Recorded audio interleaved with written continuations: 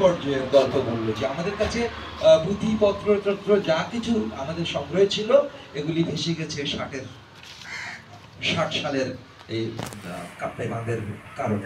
আমরা জলমগ্ন হয়ে প্রাণ নিয়ে ছুটবো নাকি সাহিত্য সরানো হয়েছিল। অনেকেই কিন্তু গৃহত্যাগ করেছে, সে কারণ সেই সময় কিছু মানে সংগ্রহের জিনিস সাহিত্যিক বা পাঠক শিক্ষিত মানুষদের যে কালেকশন ছিল সেটা হারিয়ে গেছে।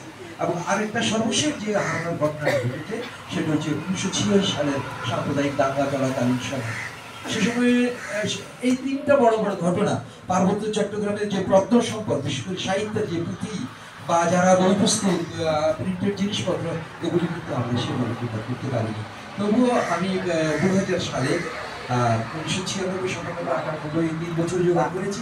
আমি 2000 সাল নাগাদ বইটা লিখেছি। 2001 সালে এখানে চট্টগ্রামের মানুষ সম্পদ প্রকাশ করেছি। তার আগে আমার মনে হচ্ছে পার্বত্য চট্টগ্রামের সাহিত্যিক নামে যে গ্রন্থটি করেছিলেন আমাদের রাঙামাটি কলেজের অধ্যাপক, বলেন কি নাম, নন্দলাল শর্মা, তিনিও কিন্তু আমাদের একজন প্রভৃতি ব্যক্তি। আমার মনে হয় এই স্বাধীনতার পরে যদি আমরা বলি গত 53 বছর বাংলাদেশের কোনো শহর থেকে যদি লিটল ম্যাগাজিন নামে সবচেয়ে বেশি প্রকাশিত হয় তাহলে ঢাকা চট্টগ্রামের পরেই সেটা আমাদের নাম আসবে।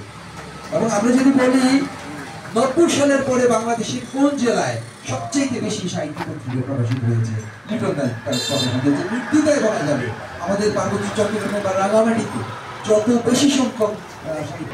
তবে লিটল ম্যাগাজিন প্রভাব যে স্বতন্ত্র নাম থাকে, যেমন এরা ইয়াপ্রির কথা বলেছে। আমরা যখনই দেখলাম যে বিশেষ করে এই জুম স্টাডিজ কাউন্সিল গত 30-40 বছর যাবত লিটল ম্যাগাজিন বের করছে এবং তারা 4টা বের করতে পারত, কিন্তু বড় বড় একটা ঢাউস বের করে এবং প্রতিবারই একটি নামকরণে যায়। হয়তো একটা নাম তাদের থাকতে পারতো, কিন্তু আলাদা নামেও কোনো অসুবিধা নেই। একটা লিটল ম্যাগাজিনের যেই চরিত্র থাকে, যেই বৈশিষ্ট্য থাকে, সেই চরিত্র এবং চারিত্র এবং বৈশিষ্ট্যের পুরোটাই কিন্তু পার্বত্য চট্টগ্রামের এই বনযোগী সরা বলি, এই জুম স্টাডিজ কাউন্সিল বলি, রেগা বলি, আবার আমাদের জাতীয় সাংস্কৃতিক ইনস্টিটিউট বা সাংস্কৃতিক ইনস্টিটিউট, এরা কিন্তু চমৎকারভাবে করে গেছে। আমাদের এখানকার লেখকদের লেখার যে বৈশিষ্ট্য, লেখার যে বিষয়বস্তু, এগুলি ছাপাবার মতো, এগুলি নির্ধারণ করবার মতো সাহস কিন্তু আমাদের বাংলাদেশের এগুলির আগেও ছিল না, এখনো নেই। এই লিটল ম্যাগাজিনগুলি যদি না থাকতো তাহলে আমাদের যে কথা, আমাদের যে বক্তব্য, আমাদের প্রাণের যে আকুতি, আমাদের মনের যে বাসনা, আমাদের ইচ্ছার যে প্রকাশ, সেটা আমরা পার্বত্য চট্টগ্রামের রাজনৈতিক। তবে এটি আমরা স্বীকার করে নিব যে আমরা গল্প কবিতায় যতটুকু এগোতে পেরেছি তার চেয়ে পরবর্তী শাখাটা আমাদের আমরা স্থানীয় ভাষায় গল্প কবিতা প্রবন্ধ লেখার চেষ্টা করেছি এবং আমরা মনে করছি যে পার্বত্য চট্টগ্রামের সাহিত্য ইতিমধ্যেই বাংলা সাহিত্যের মধ্যে একটি স্বতন্ত্র জায়গা তৈরি হয়েছে। মানে হয়তো হিন্দির এত বেশি কথা বলা ঠিক আছে, আমার বেশি করে বলবো।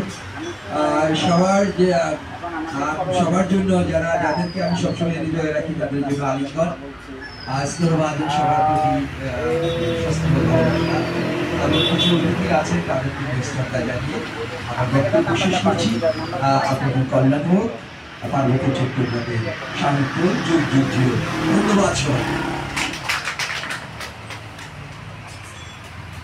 ধন্যবাদ স্যারকে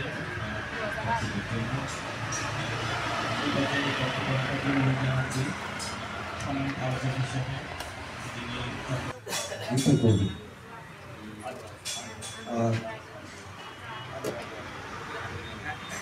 এখানে লিটল ম্যাগাজিন সম্মেলনকে কেন্দ্র করে তিন পার্বত্য জেলা থেকে যারা বিশেষ করে লিটল ম্যাগাজিনের তৈরি কথা না উচ্চারণ করলেও আমার নিজেরই খুব একটা স্বস্তি পাবো না। দেখে খুশি হয়েছি লেখক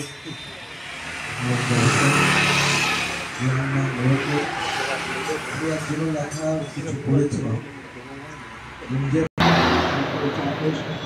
বাংলা কবিতার কবিতা আমি কোথাও যখন শিখেছিলাম। তো হ্যাঁ, তারপরে আমাদের সঙ্গে ভাষা সম্পাদক শ্রীমতী জয়যাত্রা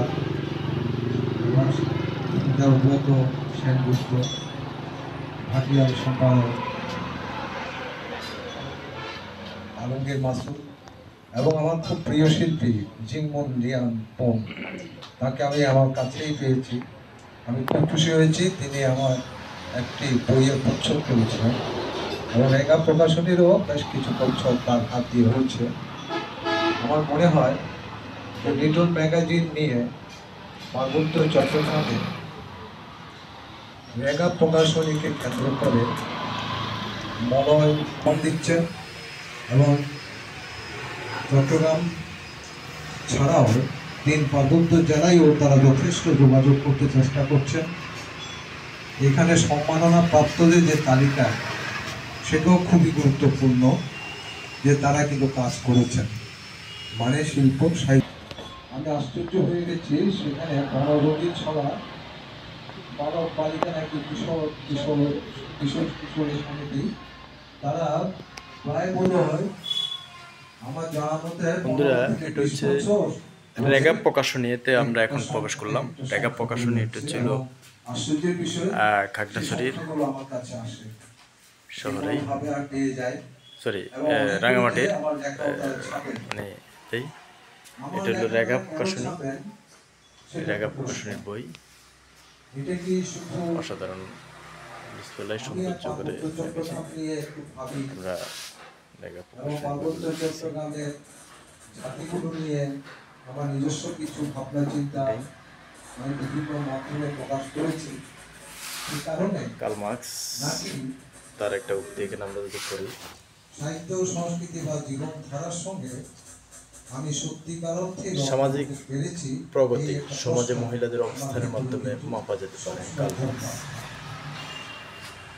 যেমন ধরুন কিছুদিন আগে এখানে আমরা আরেকটা জিনিস আমার হাতে দেখতে পারি নজরুলের, সেখানে আমার লেখা এটা দিয়ে আজকের ভিডিও শেষ হবে।